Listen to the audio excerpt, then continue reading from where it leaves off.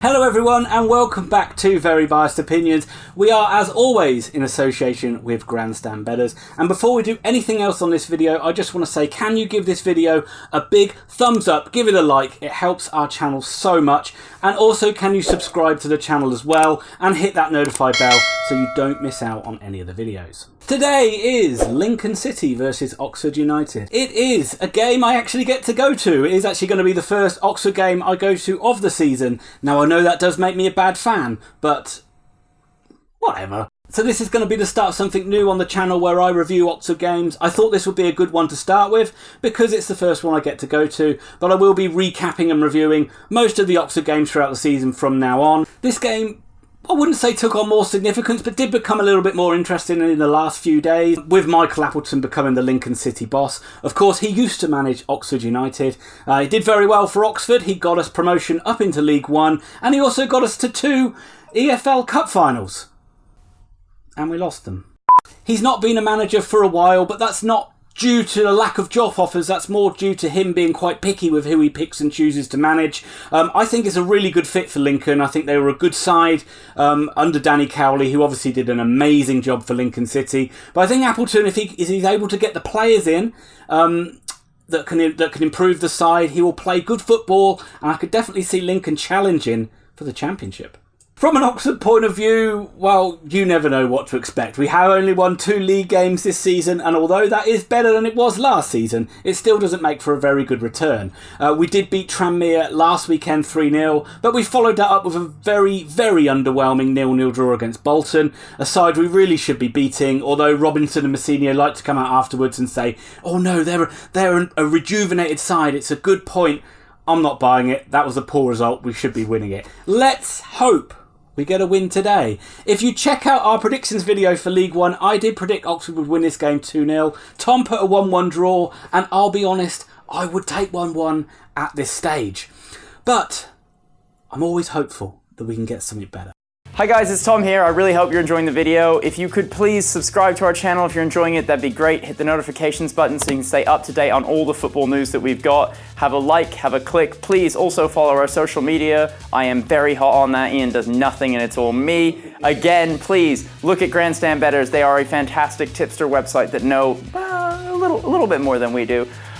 Please have a look in the description. We always timestamp everything. And now, without any further ado, let's get back to all the good stuff.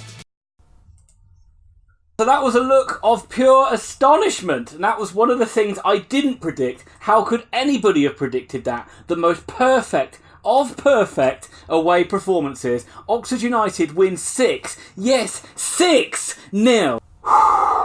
Take a minute to breathe in. Take a minute to breathe. This was a truly fantastic performance from Oxford. There is nothing I can say bad against the side. It would be really churlish to point out any faults at all. Obviously, Tariq Fosu was incredible getting 3 goals. As away performances go, this is right up there in the top drawer. To score 6 goals, goals that went to the right people as well, with like Mackie and Taylor getting goals as well. Guys kept going on a stiflingly hot day. They desperately wanted to keep that clean sheet intact. That was one thing that was evident. Even right at the end of the game, there was guys throwing their bodies on the line. Dickey, Messinio, absolutely outstanding. Eastwood barely had a shot to save. Alex Goran and Cameron Brannigan were superb in the middle of the park. Goran as well, especially, his reading of the game is excellent. He breaks up the play really well, and he really sort of turns defence into attack really quickly. That is where the first goal really came from, with Goran winning the ball back in a good area. The ball came to Fosu on the edge of the box. He got half a yard in for a shot, and we were 1-0 up in no time. Lincoln were really, really poor in this game. Obviously, 6-0, that's a pretty obvious statement to make, but they really didn't offer anything. Their tactics seemed to be just kind of play long ball, which I was really surprised about. I thought they were a better football inside than that. They just tried to hit Oxford with long ball and get in behind.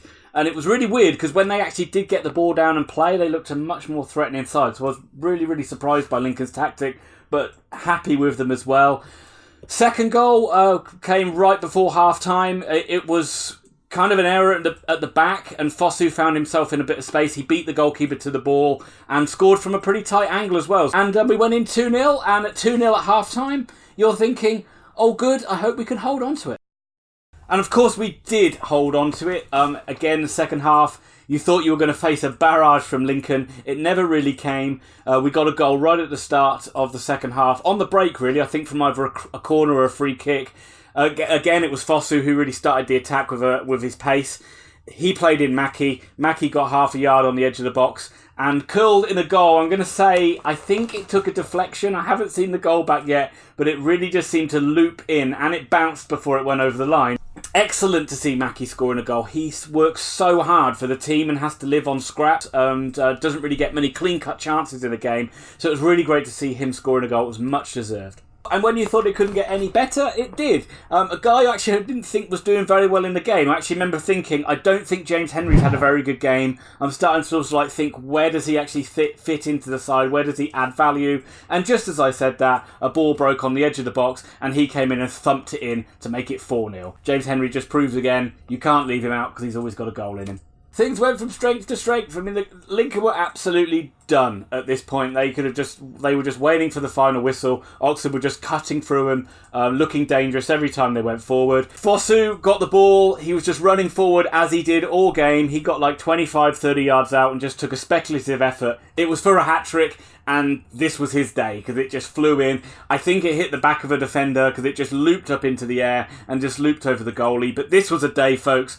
where everything went Oxford's way. A thoroughly deserved hat-trick from him because he was outstanding on the game and really was the main difference between the two sides. But what could have capped a perfect day, and that would have been Matty Taylor getting a goal. Yes, he so desperately needed one. He came on after about 70 minutes, and the big thing about Matty Taylor, where he's different from Mackie, is he's the guy that's going to be in the penalty area. He's the guy you want, like in like the penalty spot, 6-yard box where the crosses came in, and that's exactly where he got his goal from. Great ball in, 6 yards out, free header. He made it 6-0. It capped off a perfect day for Oxford United. You can't wish for anything more. End the season now. We don't need any more games. I'm happy. I've seen enough. I don't want to watch any more.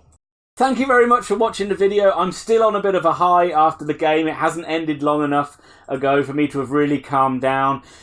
Please give this video a like. Please continue to support the channel by subscribing and hitting that notify bell. And please do check out Grandstand Bettors as well. To finish this video, we are going to hear from Thomas. For those of you that thought you weren't going to get any Tom in this video, we are going to hear his crazy ramblings on what he thought of this game. Thanks very much, and I'll see you soon. Well, now we know that not only is Carl crooked as the day is long, but he's definitely paying off officials. I mean, what a game. Cheated, robbed. Lincoln City must be absolutely seething. Is there a worse place to live on earth than Lincoln? Maybe Wickham, but good lord. Oh, garbage, disgraceful. Was that defending? I'm not quite sure about it. Oh, the Yellows. 6-0. I'm depressed.